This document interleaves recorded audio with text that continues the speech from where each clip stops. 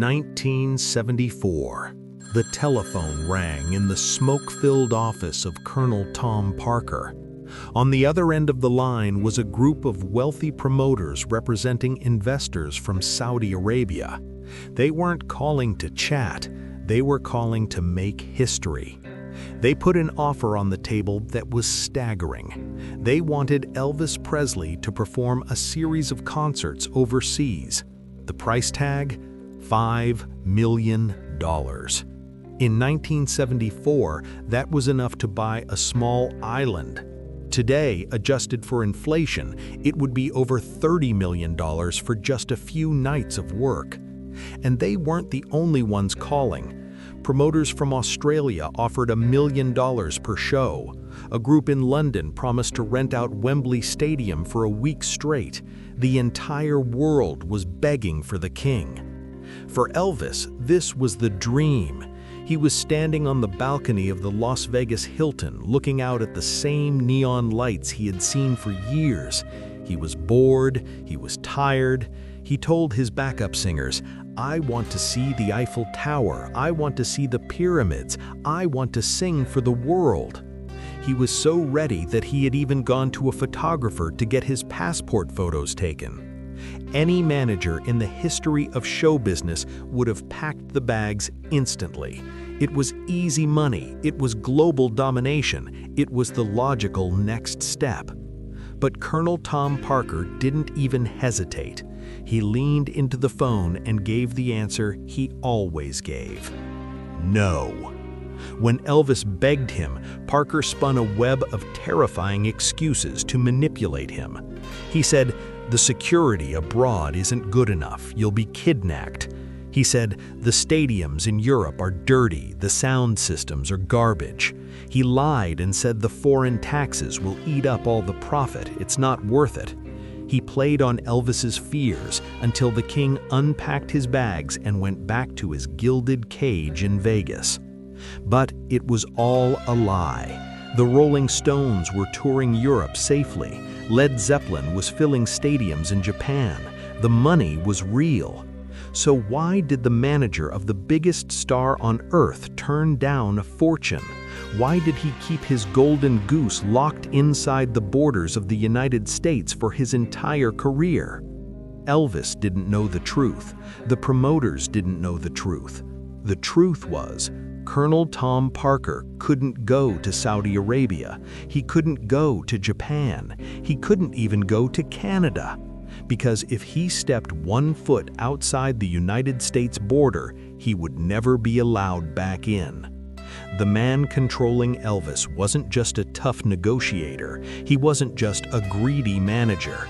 He was a ghost, a man with no passport, a man with no country, and possibly a man running from a murder. To understand how the king of rock and roll became a prisoner in his own kingdom, we have to unmask the man who held the keys. We have to find out who the colonel really was. To understand how Tom Parker controlled Elvis Presley, you have to stop thinking of him as a music manager. He wasn't a manager. He wasn't a businessman. He was a carny. Long before he met Elvis, Parker worked in the traveling carnivals that moved through the dusty towns of America. He was a barker, a hustler, a con man. His philosophy was simple, and he had a favorite saying: "You don't sell the steak, you sell the sizzle." In the carnival, Parker learned that the public was easily fooled. One of his most famous tricks involved the dancing chickens. He would put live chickens on a hot plate covered with straw. As the plate heated up, the poor birds would hop from 1 foot to the other to keep from burning. To the crowd, it looked like they were dancing to the music. To Parker, it was just a way to squeeze a dime out of a sucker. He didn't care about the chicken, he only cared about the dime. And when he found Elvis Presley in 1955, he didn't see a generational talent. He didn't see an artist. He saw the ultimate dancing chicken. Parker applied every dirty trick he learned in the carnival to Elvis's career, and the biggest trick of all was his name, Colonel. It sounds impressive, doesn't it? It sounds like a man of honor, a military hero who fought for his country. But it was a costume, just like a clown suit. Tom Parker never served a day as an officer in the U.S. Army. The title was an honorary, jagged piece of paper given to him by a governor of Louisiana in exchange for helping with a political campaign. But Parker insisted that everyone, even Elvis, call him the Colonel. It was a psychological power play. It made him seem like the authority figure. But his genius for manipulation was terrifying. In the mid-50s, when Elvis became a sensation, millions of teenage girls loved him, but millions of fathers and jealous boyfriends hated him. They hated his long hair. They hated his hips. Most managers would have tried to fix Elvis's image. Parker did something else. He signed a deal to manufacture merchandise. He sold "I Love Elvis" buttons to the fans, but then, in a stroke of evil genius, he manufactured buttons that said, "I hate Elvis." He sold them to the haters. Think about that. Tom Parker was making money from the people who loved Elvis, and he was making money from the people who wanted to destroy him. He didn't care about Elvis's feelings. He was playing both sides of the fence, profiting from the love and the hate equally. Elvis was young. He was naive. He thought the Colonel was a father figure who was protecting him. But he didn't realize that in the carnival world, there's a name for the person who does all the work while the manager keeps the cash. They call him the geek. And while Parker was counting his money, he was also hiding. He avoided the press. He avoided official government forms. He never had a social security number. Why? Because the carnival is the perfect place for a man with no past to hide. But Parker wasn't just hiding from the tax man. He was hiding from a ghost across the ocean, because the man known as Tom Parker didn't exist. Elvis Presley was the ultimate symbol of America. He was apple pie, baseball, and Uncle Sam wrapped in gold lame. It is the greatest irony in show business history that the man pulling his strings wasn't American at all. For 40 years, Colonel Tom Parker told the world a simple story. He claimed he was born in Huntington, West Virginia. He claimed he was an orphan who ran away to join the circus. It was a perfect American story, but not a single word of it was true. The FBI, the IRS, and the media were all fooled. But if you looked closely, the cracks were there. Parker had no birth certificate. He had no valid passport. He refused to apply for a U.S. Social Security number, which meant he couldn't legally pay taxes, though he found ways to hide that too. So, who was he? His real name was Andreas Cornelis van Kuijk. He wasn't born in West Virginia. He was born in Breda, a small city in the Netherlands, in 1909. He was an illegal alien. In 1929, he jumped on a cargo ship headed for America, disappearing into the vastness of the United States without a single legal document in his pocket. He changed his name, buried his Dutch accent under a thick, fake Southern drawl, and reinvented himself as Tom Parker. This secret was the engine that destroyed Elvis Presley's life. Remember the $5 million from Saudi Arabia? Remember the Wembley Stadium offers? Parker didn't turn them down because of bad sound systems or security threats. He turned them down because of the Alien Registration Act of 1940. Under U.S. law, if an illegal alien left the country, they would be barred from re-entering. If Parker went to London with Elvis, he would be stopped at the border on the way back. His fingerprints would be taken. His true identity would be exposed. He would be deported back to Holland. And losing Elvis meant losing his personal ATM machine. So he made a cold-blooded calculation. To save himself, he had to imprison Elvis. Think about the cruelty of that. When Elvis served in the U.S. Army and was stationed in Germany in 1958, Parker didn't go with him. He stayed in America sending letters, claiming he was too busy to travel. When Elvis starred in movies that had premieres in foreign countries, Parker forced him to stay home. He built an invisible wall around the king. Elvis spent the 1970s rotting in Las Vegas, playing the same showroom to the same audiences, breathing the same recycled air, purely because his manager didn't have a piece of paper that cost $10. But there is one question left, one terrifying question. Why did Andreas van Kuijk flee the Netherlands in the first place? Most immigrants come to America for the American dream. They want jobs, they want a new life. But Andreas left in a hurry. He didn't say goodbye to his family. He didn't take any luggage. He vanished overnight.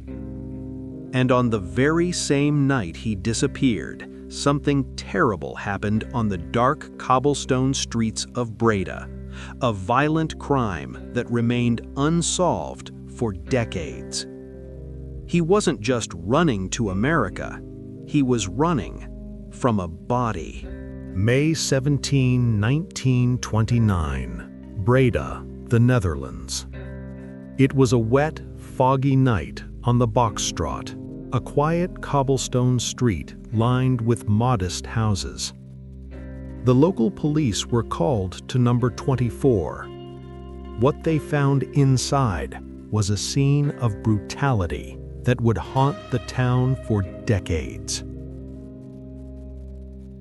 A 23-year-old woman named Anna van den Enden lay dead on the floor behind her house.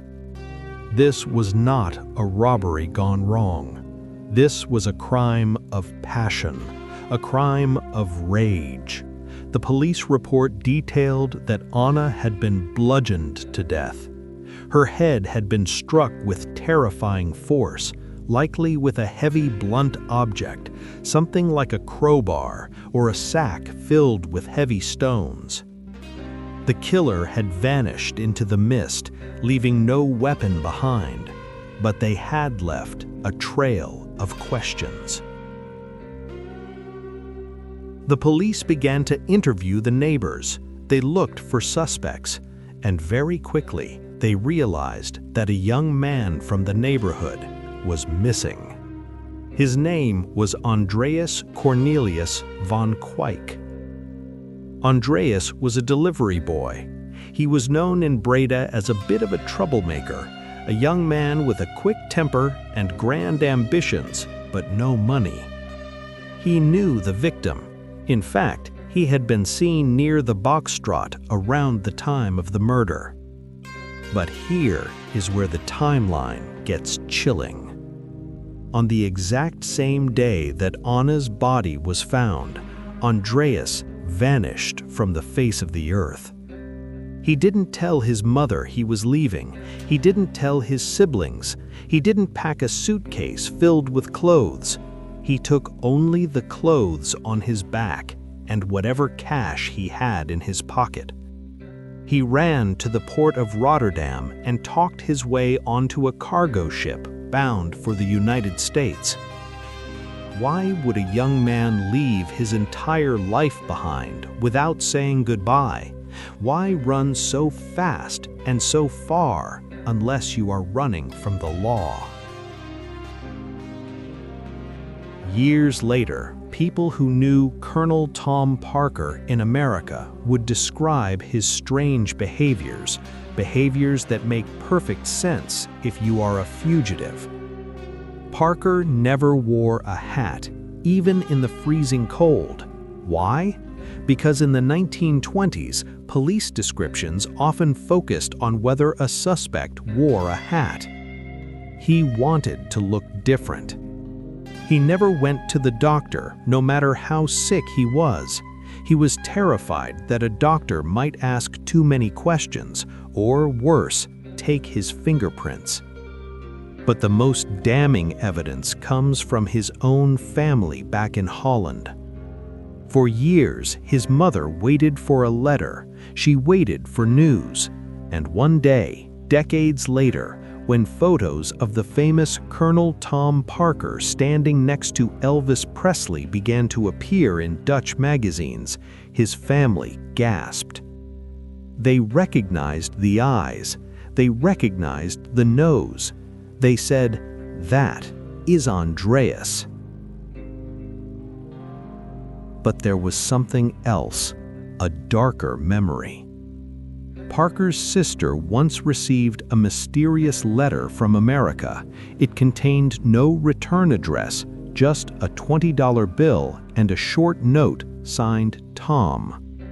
But the handwriting was Andreas's. And then there was the anonymous tip. Years after the murder, a Dutch police inspector received a tip claiming that the killer of Anna van den Enden had fled to America. But in 1929, without Interpol, without digital databases, the trail went cold. Imagine the psychological weight of this. The man who was managing the purest, most innocent image in American culture, Elvis Presley, was potentially a violent killer living on borrowed time. Every time Elvis walked on stage, Parker was watching the exits, not to protect Elvis, but to protect himself. Every time a police officer asked for an autograph, Parker's heart must have skipped a beat. This explains the control. This explains the paranoia. Parker needed Elvis to be huge so he could make money, but he needed him to be contained so he wouldn't be exposed. He built a golden cage for the king, not to keep the fans out, but to keep the authorities away from the gatekeeper. But hiding a murder is expensive. Silence costs money, and Parker had a vice that was draining Elvis's fortune faster than he could earn it. A vice that would eventually lead them both to their doom. We are talking about the gambling trap. By the 1970s, Colonel Tom Parker had successfully trapped Elvis Presley. He couldn't go abroad because Parker had no passport, but Parker needed a reason to keep Elvis working in the United States, specifically in Las Vegas. He found that reason at the roulette table. Tom Parker was not just a manager, he was one of the biggest whales in Las Vegas history. He was a degenerate gambler. The casinos loved him. They knew that whatever they paid Elvis to perform, Parker would give it right back to the house at the craps table. It is estimated that Parker was losing over $1 million a year in 1970s money. That is an insane amount of cash. He would sit at the roulette wheel for 12, 14 hours at a time, betting thousands of dollars on a single spin, smoking his cigars, completely numb to the world. And here was the trap. Parker was gambling with money he didn't have. He was gambling with Elvis's future. Whenever Parker's debts got too high, he would go to the owners of the Las Vegas Hilton and make a deal. He would sign Elvis up for another season, another 50 shows, another 100 shows. He sold Elvis's time, Elvis's throat, and Elvis's health to pay off his own gambling markers. In 1973, Parker made a deal that many historians consider criminal.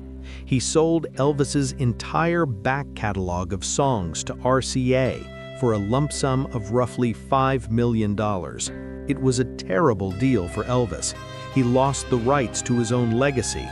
But Parker needed the cash immediately to cover his losses at the casino. Elvis was exhausted. He was overweight. He was addicted to prescription pills just to get through the grueling schedule. He told Parker, "I need a break. I can't do this anymore." But Parker, looking at his own mountain of debt, simply said, "You have a contract. Get on stage." The ghost manager had turned the king into a workhorse. And then came August 16, 1977. When the news broke that Elvis Presley had died on his bathroom floor at Graceland, the world stopped. Fans wept in the streets, radio stations played his songs non-stop. But Colonel Tom Parker didn't weep. When he got the call that Elvis was dead, the first thing he did wasn't to fly to Memphis to comfort the family. The first thing he did was call New York to secure merchandise deals. He knew that a dead star is often more profitable than a living one. At Elvis's funeral, Parker shocked everyone. He showed up wearing a casual, short-sleeved shirt and a baseball cap, looking like he was going to a barbecue, not the funeral of the man who made him rich. He didn't talk about Elvis's soul. He cornered Elvis's grieving father, Vernon, and convinced him to sign over control of the estate. Even at the graveside, the carnival barker was still working the con. But karma has a way of finding everyone, even ghosts. After Elvis died, the truth began to come out. A court investigation in 1980 revealed that Parker had been ripping Elvis off for years, taking 50% of his earnings, an unheard of amount in the music industry. The judge ruled that Parker's management was unethical. Parker spent his final years in Las Vegas, the very city where he imprisoned Elvis. But the magic was gone. The whale was beached. He died in 1997 at the age of 87. Until the very end, he denied everything. He denied being Dutch. He denied the murder in Breda. He denied exploiting Elvis. But the facts remain. Elvis Presley, the greatest voice of the 20th century, wanted to see the world.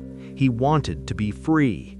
But he died in a bathroom in Memphis, trapped by a man who didn't exist. A man who traded the king's life for a spin of the roulette wheel. And that is the true, untold crime of rock and roll.